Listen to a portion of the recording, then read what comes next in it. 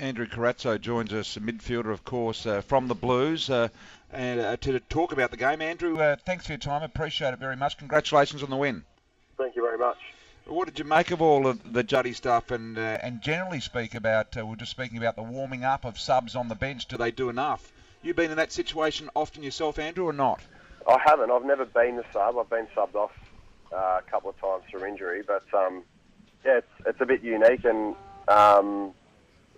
it's something that I suppose all the teams are sort of tinkering with still even now to work out how to get it right.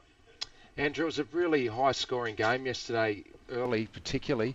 Did you guys change anything about your game plan? You seem to be in a very attacking mode yesterday, the Blues.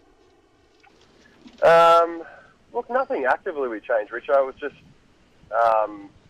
maybe we moved the ball a touch more attackingly, but in saying that, it wasn't something that we've actively trained any harder in previous weeks. I think sometimes, we've been a bit out of form, and we come into the game like that, and guys feel like they had a bit of a point to prove, and maybe a few guys were clicking together at the same time early on, and that meant the ball was moving a bit quicker. I think maybe having the three talls forward of the ball possibly gave us a bit more confidence to play on and have a target to kick to, as opposed to having another resting mid there. But I think that might have only made a marginal improvement, adding to the whole thing.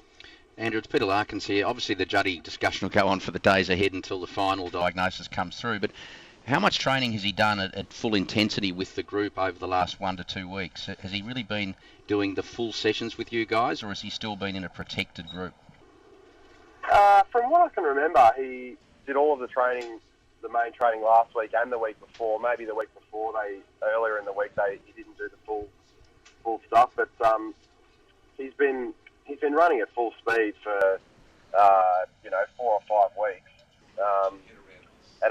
and I suppose the comments that have come before, I don't think Chris would have put himself out there unless he thought he was at a standard to contribute and or get through the game safely.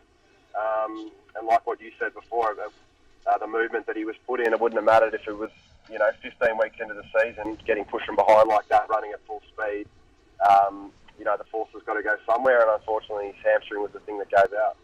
Andrew, just want to talk to you about, I've made some comments on the leadership of Carlton, and obviously the great performance by your captain Mark Murphy. Bryce Gibbs played well.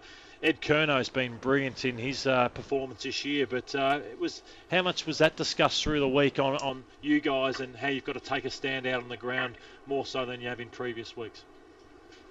Yeah, look, and completely fair all those comments. And I think the lesson we learned that, although the captain in Murphy's, he's got that title, and you look at all the great teams out there that have got really strong leadership, it's just not one person that bears the grunt. And it was a thing that we all had to lift, all the leaders. We've got 8 leaders in the leadership group, and it was a thing where those 8 leaders had to lift, and along with the guys that you, especially Ed Curnow, lifting his performance personally. But it's a huge part of the game, and something that's if we're going to start to turn our form around consistently, then our leadership is a really important component of that. And just on that, Andrew Walker said after the Melbourne loss that it's probably one of the quietest groups he's been involved with. How do you go about improving something like that? It's just actively everyone taking putting more effort into that side of the game. It's a skill like any other, like kicking, like handballing. It's something that you've got to practice at training. You've got to practice when and where you give your feedback on the ground and your instruction on the ground. And I think it's a bit of a byproduct of maybe our confidence being really low, and guys tend to go a bit quiet when that happens. But that's no excuse, and we know that when you're under the pump, and even when your confidence is down, it's a really important part of the game that we've got to lift. Andrew, the other guy that went down injured last night was Curnow. He smashed into that goalpost. How's he pulled up today? He was on crutches after the game. Yeah. I'm assuming he's going to be a bit sore and sorry today, Ed. And look, we've got our fingers crossed that it's nothing too serious, and hopefully, it's maybe just a contusion or a bit of bleeding in his leg, and something that he can hopefully come up from. But if it is something that he misses that he misses time from, then we're really going to have to pick up the slack because he's played a huge role for us so far.